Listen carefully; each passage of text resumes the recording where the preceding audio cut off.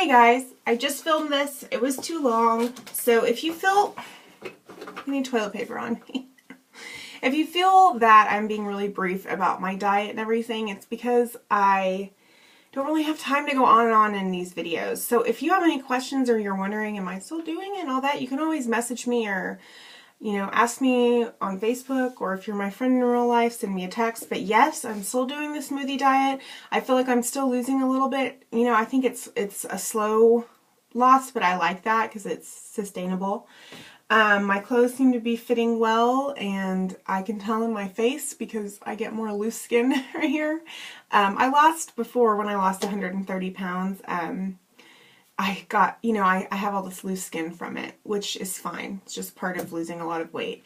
But it starts to get more and more kind of like droopy when I'm losing weight, which, it's a downside, but at least I'm losing weight. So point is, I can kind of tell in my face.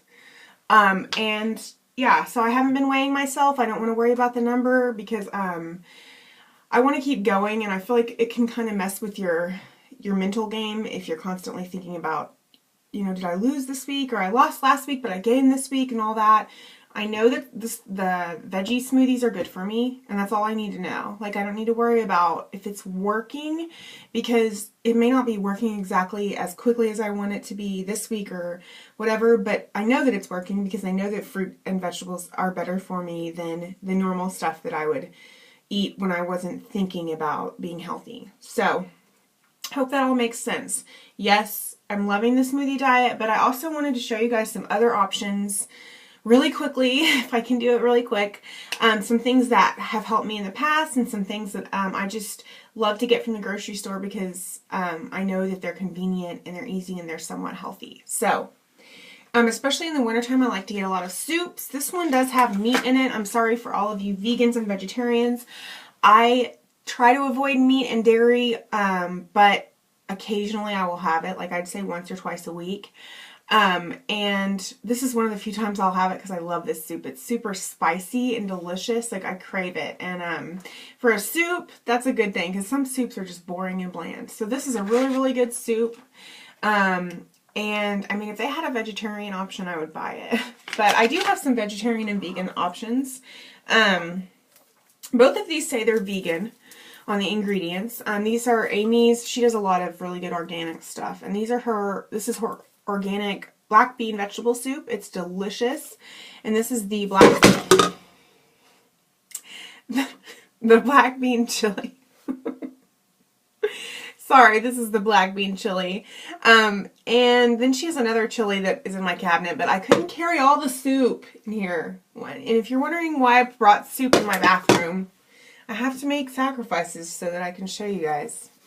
It's not really a sacrifice to bring soup in your bathroom. I'm just making jokes. Okay. Point is, I love soups because they're high, especially if you get ones with beans in them. They're high in fiber. They're filling. They're great for wintertime. And they do have preservatives in them, as does anything that has a long shelf life and also has, like, things like vegetables and meat, which go bad. So you gotta know, if you're getting soup and it says it has like a year-long shelf life, there's preservatives in there. I see it as a toss-up. I mean, you could get pizza, which is horribly bad for you, or you could have some semi-healthy soup that does contain preservatives. So these days it's kind of hard to find perfectly pure sources of nutrition. And so I guess what I'm saying is, this isn't going to be as healthy as fresh fruits and vegetables, but you need options or you'll get sick of being on a diet. You need some options that are going to keep you going. So one of them for me is soup. Southwest style chicken chili with beans. This is a good one. They have a ton of them. I didn't want to bring all of them in here, as I said, but and then I have the fun stuff, which is the snacky stuff. I buy a ton of snacky type things and take them to work with me every day so that when I'm craving things, I can, like, if I'm craving something bad, I can get something kind of tasty and salty and crunchy that's semi-healthy, and then that will take away that craving. If you haven't heard of these, you guys, these are so delicious, and they have fiber. And their number one, like the number one ingredient, the first ingredient on the list in these two is red lentil beans. which is a really great first ingredient because most of the time it's like wheat or corn or rice when it's something like, you know, crunchy. So these really are made from beans, which is awesome. And these are made from green peas, and they're also awesome. I mean, they taste as good or better than like your favorite chips. I'm telling you, I eat these like crazy. So I also eat a lot of Pirates booty, which sounds kind of pervy, but this stuff is delicious. It's not super duper duper healthy for you. It does, the one good side, it doesn't have any sugar in it.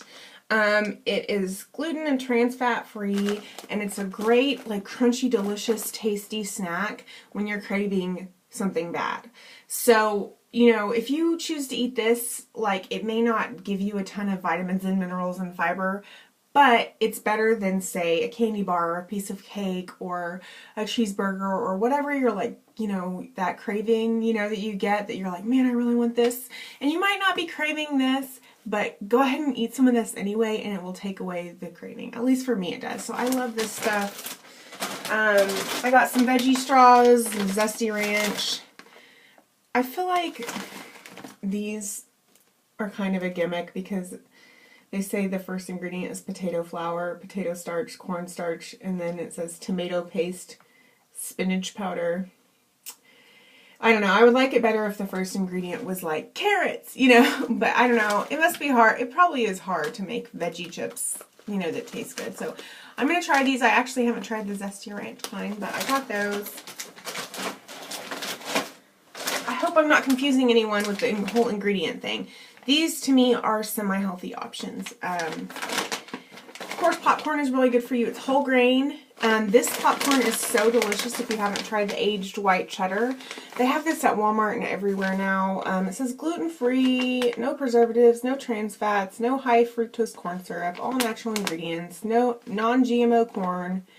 So yeah, this is a great, snacky, delicious thing that contains fiber. It's filling. It's wonderful. And Angie's snack packs. I like these because I can take, and they have those with the Pirates booty too. They have like the big snack packs that have like 6 or 12 in them, and I love those because they're easier for me to take to work, and then I don't have like a huge bag of something on my desk. Like, it's just weird when you're at work and you're snacking. I don't want like a ginormous bag of popcorn on my desk because it's kind of embarrassing. I don't know. I don't want people to be like, are you going to eat that whole thing? Because I might eat a whole bag of popcorn if it's on my desk. Point is, love the snack packs because, you know, you can control the amount of food you're eating. And, yeah, I also really love to get shelled pistachios. The ones in the shells are fine too, but I don't have time for that when I'm at work and I need a snack. I don't want to have to be like popping open the... So I like to get the shelled pistachios. They're so delicious and they're really, really good for you. Any kind of almonds that have, I love the ones with flavor. I obviously don't like plain things, like even my chips and stuff, I want a flavor. So I like that with almonds too. The ones that are like the spicy ones, is it habanero barbecue I think they have? There's a bunch of different flavors of them, and they have them even at Walmart now too. I love those, and I love like getting dried fruit like banana chips, or they have like freeze-dried strawberries and pineapple now, and those are supposed to be, the ones I've been finding at the grocery store say that they're better than normal dried fruit because the freeze-dried thing seals in all of the vitamins and stuff, I guess. That's what I was reading. But point is, anything like that that's more of like a whole food, vegetable, and nut. And then, you know, if you want something snacky, try to make sure it's something that, you know, contains vegetables or fiber or whatever. So, I'll try to keep doing these videos once in a while and letting you guys know how I'm doing. I did have some pizza last night with my husband, but I feel like a cheat day is okay once in a while as long as you understand. Hold on, I need to look at the time. Okay. Yeah, I'm doing good. As long as you understand when you cheat that the more often you cheat, the more your body and your blood sugar is going to crave bad stuff. So if you have a cheat day once every 2 weeks or something like that, you're not going to be constantly feeling addicted to sugar. Which if you can cheat without sugar, that'd be great. Like I had pizza last night, which, I'm sorry, I have a little guy right here. It's bugging me. But, Point is, like, I had pizza last night, but bread eventually, once you consume it, turns into sugar in your bloodstream. So it's more or less like having sugar, which is not so great.